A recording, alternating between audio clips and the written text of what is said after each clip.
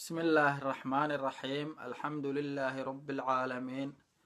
والصلاة والسلام على سيد الأولين والآخرين نبينا وحبيبنا وشفيعنا وقرة أعيننا محمد وعلى آله وصحبه ومن تبعهم بإحسان إلى يوم الدين أما بعد إن شاء الله تعالى عاوي وحان كهد للدونا قيب كمد دنوبتا أما الدنبيادة قعمها كدعة qofka bini aadamkaahi uu geysto gacnihiisu sababaan ayaan wax yar ka taaban doonaa si aan uga dheeraano ilaahay subxaana wa tacaala gacnaheena iyo jirkeenna iyo qalbigeenna iyo qaalabkeenna kulligeen allahna xifdiyo dembiyada gacnaha ka dhacaahi aada iyo aada ayay u fara badan yihiin waana qofku muuminka ahi gacnahan ilaahay nicmo uu siiyo weeye oo uu inuu wax ku qabsado ugu talagalay inuu ilaahay ku caasiyo looguma talagelin waxaa ka mid a dunuubta gacmaha ka dhacda dhowr xabo ayaan soo qaadanaynaa oo muhiim ah altadfiif fi lkayli walwasan qofku inuu fududaysto beega markii uu qof ganacsigii wax u beegayo ama miisaankii uu wax u miisaamayo inuu qofku fududaysto dunuubta kabaa'irtaah ay ka mid tahay oo halista ah waxaa laga yaabaa dad fara badan markii ay wax beegayaan raashinkii caanihii waxyaalihii la koobay jiray markay beegayaan inay fududaystaan sidoo kale markay miisaamayaan oo kafadii iyo saarayaan inay fududaystaan oo nusqaamiyaan markay cabirayaan oo dharkii jarayaan inay yareeyaan waa dunuubta waaweyn waxaasoo dhan markaasaa ilaahay subxaanahu wa tacaala wuxuu leeyahay waylun lilmutafifiin aladiina ida ktaaluu cala annaasi yastawfuun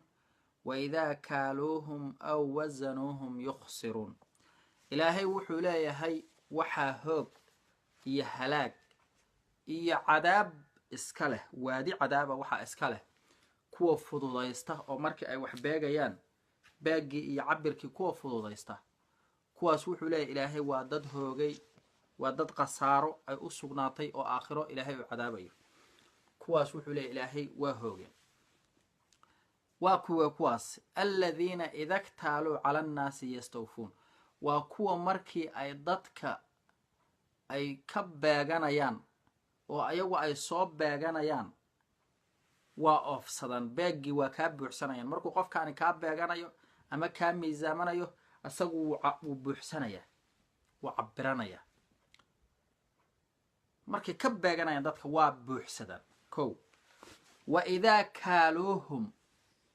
aw wasanuuhum yukhsiruun markay dadka u beegayaan ama ay u miisaamayaan oo dadkii kale ay wax siinayaanna waa nusqaaminayaan khasaaray gelinayaan waa dhimayaan way dhimayaan beeggiiyay dhimayaan miisaankiiyay dhimayaan way nusqaaminayaan kuwaas ilaahay wuxuu leeyahy waadi cadaab ayay iska leeyihin u fiirso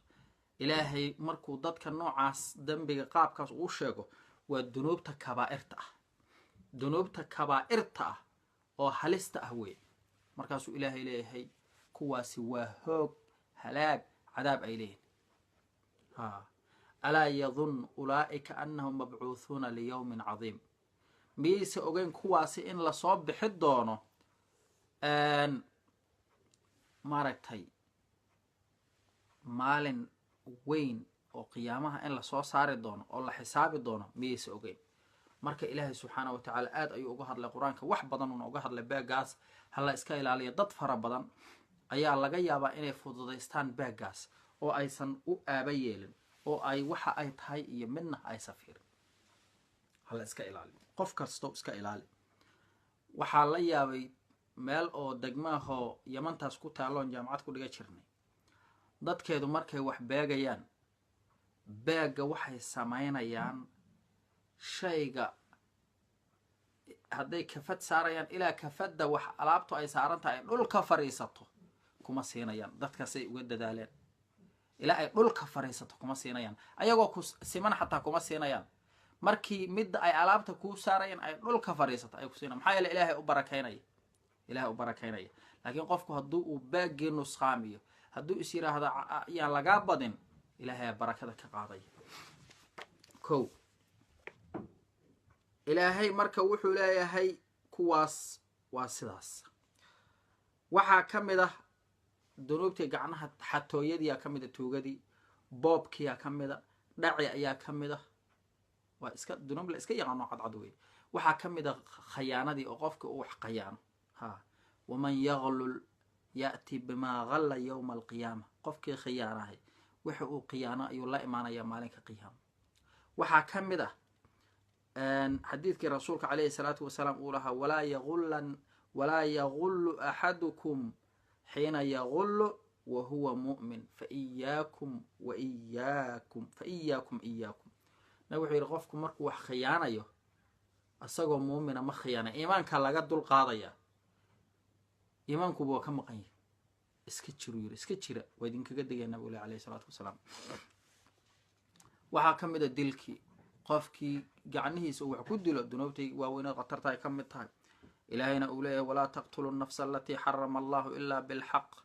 war nafti ilaahay xarimay ha dilinina, xaq darraha ku dilinina. nabiguna uu leeyahay calayhi salaatu wasalaam lan yazaala almu'minu fii fusxatin min diinih maa lam yusib daman xaraama. xadiidka bukhaariga nabigu leeyahay qofku inuu waasac iyo raaxo iyo maaragtay nafis ku jiro kama zuulayo diinkiisa dhexdiisa ilaa uu dhiig xaaraana daadiyo. annagana maanta midhaa fududa soomaali dhexdeeda dhiigu waxaa ka mid ah dunuubta gacmaha ka dhacda. qofkiiyo isdila, gacantiisu isku dilo, ha isqarxiyo, ha isdilo, ha isdaldalo, wax sumeeya, ha cabo, nooc kastuu qofku isku dilaba waa kabaa'irtay ka mid tahay. ahlu naarna wey qofku hadduu isdilo. xadiidkan bal bukhaari iyo muslim ah ila dhagayso. nabigu calayhi salaatu wasalaam wuxuu leeyahay man qatala nafsahu bixadiidatin faxadiidatuhu fii yadihi yatawaja'u biha fii batnihi fii naari jahannama khaalidan mukhalladan fiiha abada. qofkii naftiisa dila oo bir ku dila, birtaas ayaa gacanta ugu jiraysa oo uu isku dilayaa oo isku wareemayaa naarta jahannama dhexdeeda maalinka qiyaamo, weligiisna oo ku jiraya. u fiirsa marka birtaas ha ahaato kiimikadii, ha ahaato maaragtay yacni baaruudii, ha ahaato xabadii, ha ahaato tooreydii, ha ahaato warankii, ha ahaato seeftii, waxay rabtaa noqoto midi, ha ahaato qof kastoo isdila xaalkaasu maraya. qofkii bir isku dila, qofkii isi sumeeya. wuxuu yidhi nabigu calayhi salaatu wasalaam waman shariba summa faqatala nafsahu fahuwa yataxasaahu fii naari jahannama khaalidan mukhalladan fiiha abada. qofkii sun caba, sun qofkii caba oo naftiisa ku dila, suntaas ayuu ku kakabanayaa naarta jahannama dhexdeeda asagoo ku waaraya weligiis. oo suntaas ku kakabanaya oo ku cabaya howla nabigu calayhi salaatu wasalaam. qofkii isu sumeeyana saas wey, ismiidaamin iyo waxaas oo dhan. waman taradaa min jabalin faqatala nafsahu fahuwa yataraddaa fii naari jahannama mukhalladan fiiha abada. qofkii iska soo tuura meel sare oo kasoo shalwado buur uu iska soo tuura. gaaladan iyaa waxa weeye markay xaaladdu ku adkaata ismiidaam iyo meel sare iska soo tuura, guri dabaqu iska soo tuura, gaariyuu iska tuuray, tareenu isu dhigay, gaariyuu isu dhigay. markii sida ay sameeyaan xaaladdu ku adkaato, qofkii isdila oo waxa weeye meel sare iska soo tuura, waxa weeye halkaas cadaabtana sidaasuu hadba meel sare iskaga soo tuuraya oo uu ku dhimanaya oo lagu cadaabaya weligiisu le ilaa nabigu calayhi salaatu wasalaam. xadiid bukhaari muslim wey. waxaa ka mid ah gacanta dunuubta ka dhacda akhdu rashwa wa ictaa'uhaa. laaluushkii qofku inuu qaato ama uu bixiyo. wuxuu nabigu yidhi calayhi salaatu wasalaam xadiidka cabdullahi binu camar uu warinayay, wuxuu yidhi lacana rasuulullahi sala allahu calayhi wasalam alraashi waalmurtashi. nabigu wuxuu lacnaday kii laaluushka bixinayay iyo kii qaatay labadaba. oo xadiid abi daawud iyo tirmidi warinayaan. waxaa laga yaabaa annaga waddankeena maantay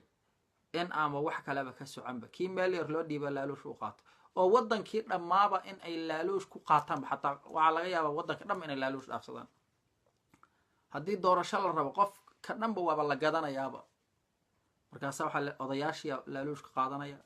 xildhibaanadiyaa qaadanaya, wixii kasii horreeyay wixii ka dambeeya qaadanaya. allahu akbar. waxdana laga hadla waa fududi. markaasaa waxaa maqlaysaa odayaal laleeyahay inta laaluushkaas qaateen oo kusoo doorteen dad laaluushkaas وكسو حاجينيا إنا لله وإنا إليه راجعون ودن كدما يدين كدما يدل كدما يدد كدما يومد دمات وقت markaasuu leeyahay waa soo xajinaya waa musiibo weyn oo nagu habsatay oo Ilaahay subhanahu wa ta'ala inuu naga bixiyo aan ka baryayno musiibo nagu dhacday way Ilaahay subhanahu wa ta'ala naga koryeelo marka nabigu calayhi salaatu wasalaam waa uu lacnaday dadkaas nabigu waa lacnaday lacnadii rasuulka qof ay ku dhacdana hada xaaladiisa waa fahmi kartaan waxaa ka mid ah dunuubta kabaa'irta ah ee gacanta dunuubta gacmaha ka dhacda waxaa ka mid ah lamsul ajnabiyati camda naag ajnabiya inuu qofku si kasa u taabto in naag ajnabiya jirkeeda si kasa u taabto ayaa ka mid ah waa xaaraan weyn dunuub ah nabigu calayhi salaatu wasalaam xadiidkii bukhaari muslimka caaisha waxay leedahay nabigu naag ajnabiya gacantiisu ma taaban naag ma taaban gacantiisa naag ka ajnabiya weligeed nabiguna wuxuu yiri calayhi salaatu wasalaam xadiidka dabaraani uu warinayo mucjamul kabiir ku warinayo in qofka madaxa cirbad ama mudac looga mudo bir ah uga khayr badan inuu naag u banaanayn taabto u fiirso allahu akbar khatar weeye zakadiyo la diida ka mid ah dunuubta gacmaha ka dhacda waa taqaanaan xadiidta ku soo aroortay oo halista ah waxaa ka mid ah dunuubta gacmaha ka dhacda qofkii aad soo kireysatay oo kuu shaqaynayay inaad kiradiisii wixii markuu shaqadii kuu qabto inaad wixiisii sii weyday xaqiisa sii weyday wuxuu yiri nabigu calayhi salaatu wasalaam a'tu al-ajira haq ajrah qabla an yajifa araqu war qofkii aad soo kireysateen xaqiisa siiya inta aan dhididkiisu qalalin xaqiisa siiya allahu akbar waxaa ka mid ah dunuubta gacmaha ka dhacda inuu qof kaloo muslima uu hub ku taago uu ku ishaaro ama toorey ama waran ama seef ama qori ama wax kastaba inuu walaalkiis xabad qori ku fiiqo xataa ugu hanjabo ma banaana nabiguna waa diiday calayhi salaatu wasalaam wuxuu nabigu leeyahay calayhi salaatu wasalaam qofkii walaalkiis ku taaga midi bir qofkii ku taaga waxa rabta ahaato malaa'igta ayaa lacnadaysa ilaa uu ka tago hadduu rabo qofkaas uu birta ku fiiqay aabihiis iyo hooyadiis ha ahaato waxa weeye ilaahay subxaanahu wa tacaala gacneen ha xifdiyo waa badan yihiin dunuubta gacmaha ka dhacdahay aan iska ilaalino wassalaamu calaykum waraxmatullahi tacaala wabarakatu